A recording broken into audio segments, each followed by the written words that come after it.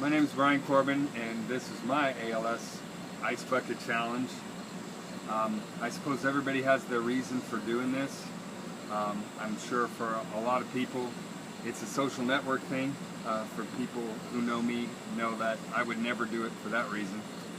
For some people I'm sure it's because everybody else is doing it, and anybody who knows me knows that would be the last reason I would do it. But I have a special connection to ALS in that I walked with my father through ALS and watched him pass away from it. And so my reasons to do this are very much as a tribute to my dad. And I know, like everything else, this has gotten very political. There are people who are boycotting this because of ALS Foundation's connection to stem cell research, and I understand their concerns with that. But I just, I can't boycott something that's doing so much good. And if people don't want their money to go to the ALS Association, I'd recommend you give your money to hospice. I will say there's not an ALS patient or a family who goes through this who doesn't benefit tremendously from the great work that hospice does. So if you feel like you can't be a part of this because of the ALS Foundation and how they do their research, I would encourage you to find something positive to do here. And but for me, it's a tribute to my dad. He's been gone about 11 years now, and I want to read this tribute that I wrote to my dad right before he passed away. It's called "I Never Saw My Father Dunk a Basketball." I never saw my father dunk a basketball, and he never became a CEO. But I saw him live by what he believed, and that showed me what was important for my life. I never saw my father hit a home run, and he never held a public office. But I saw him serve his wife, his children, his church, and his country, which showed me that life was about something more than myself. I never saw my father make his first million, and we never lived in a mansion. But I never knew what it was like to miss a meal, which showed me the difference between wants and needs. My father wasn't born with a silver spoon in his mouth, and he never won the lottery. But I saw my parents build a life for their family with little or no help from anyone, which taught me that where you come from is no excuse. I never saw my father's name in headlines, and he never made a highlight reel. But I watched him support others and be a team player, which showed me that secure people don't really need the spotlight. I never saw my father lift a weight, and he never made the Olympics.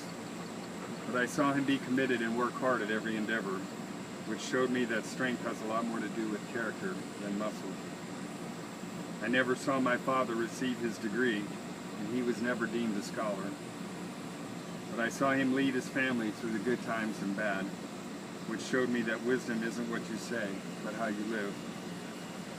I never saw my father paint a picture, and he never wrote a song, but I saw him cry and say, "I love you," which let me know that it was okay for me to do that. I never saw my father overpower anyone, and he wasn't much for intimidation. But I saw him be patient when others struggled, which showed me that exposing others' weakness doesn't make you strong. I never saw my father in the pulpit, and he wasn't one to quote you a scripture. But I saw him pray to God, which showed me that God was real and that I needed him too. I never saw my father run a marathon, and he never climbed Mount Everest. But I saw him endure a cruel terminal illness with grace and perseverance, which taught me that you keep running until you cross the finish line. My father wasn't above losing his temper, and I saw him take some missteps along the way. I heard him say, "I'm sorry," and watched him learn from his mistakes, which showed me the way I needed to handle my failures. My parents didn't have a perfect marriage, and I can't say there was never a struggle, but I watched them stay together for 48 years, which taught me that love is like a garden, and it requires regular tending. I have often disregarded my father's advice, and have many times made disappointing choices, but he never made me feel like a disappointment, and he loved me anyway, which taught me about the love and forgiveness of a father, especially say, Our Father in heaven. As I reflect on my father's life, I realize that he was never what this world tells you that you need to be. But what he was, in fact, was who God made him to be. If my father had been rich or famous, I doubt I would have learned as much as I did from him. Reflecting on my father's life shows me that I shouldn't waste time worrying about what I'm not or what I don't have, but to make the most of everything that I've been given.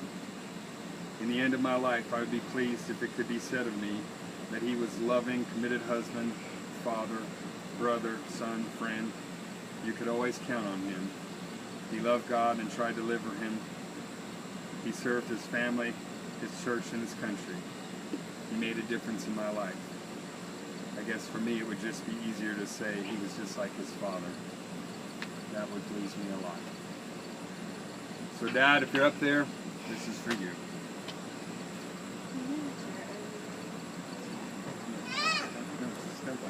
I can't. It has to be over your head. You can reach over my head. Oh, with this thing. Goodness. Goodness. Ready, Bryan?